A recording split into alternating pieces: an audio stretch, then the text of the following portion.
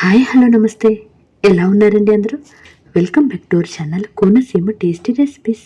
నేను మీ లావణ్య ప్రసాద్. ఈరోజు మన ఛానల్లో పచ్చి నెత్తలతో ఇగురు ఎలా తయారు చేయాలో చేసి చూపిస్తానండి.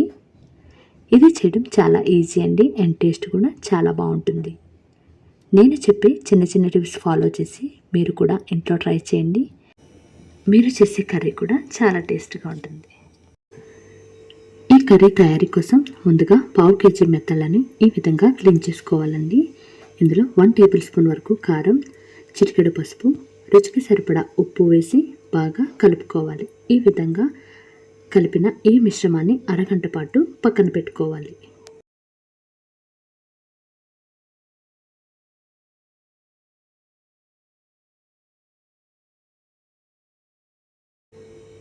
ఐదు ఉల్లిపాయలు, 2 టమాటాలు, 2 మిర్చి అండి ఈ విధంగా కట్ చేసి పక్కన పెట్టుకోవాలి. ఇప్పుడు మసాలా కోసం 6-7 వెల్లుల్లి, చిన్న అల్లం ముక్క,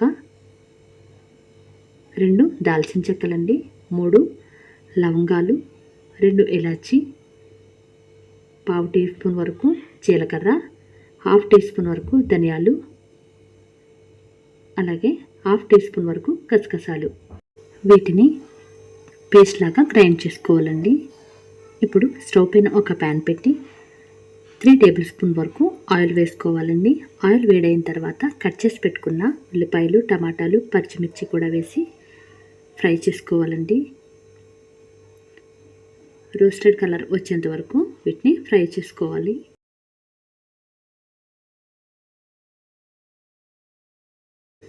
ఇలా ఫ్రై చేసుకున్న తర్వాత పసుపు, కారం, ఉప్పు కలిపి పెట్టుకున్న ఈ నెత్తలని ఇందులో వేసుకోవాలండి.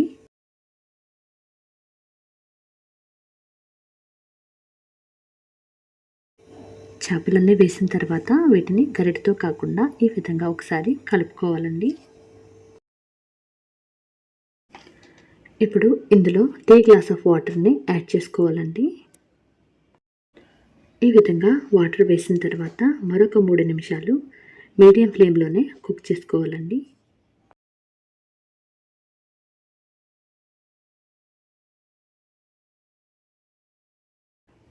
ఇప్పుడు ఇందులో 1 టేబుల్ స్పూన్ వరకు కారం వేసుకోవాలండి. ఒకసారి ఈ విధంగా కలుపుకోవాలి. సాల్ట్ ముందుగానే చేపలకి రుచికి సరిపడా వేసానండి, అందుకని మళ్ళీ వేయట్లేదు. మీరు సరిపోకపోతే వేసుకోవచ్చు. తర్వాత ఇందులో కొద్దిగా కరివేపాకు వేసుకోవాలి. ముందుగా గ్రైండ్ చేసి పెట్టుకున్న మసాలాని ఈ విధంగా వేసుకోవాలండి.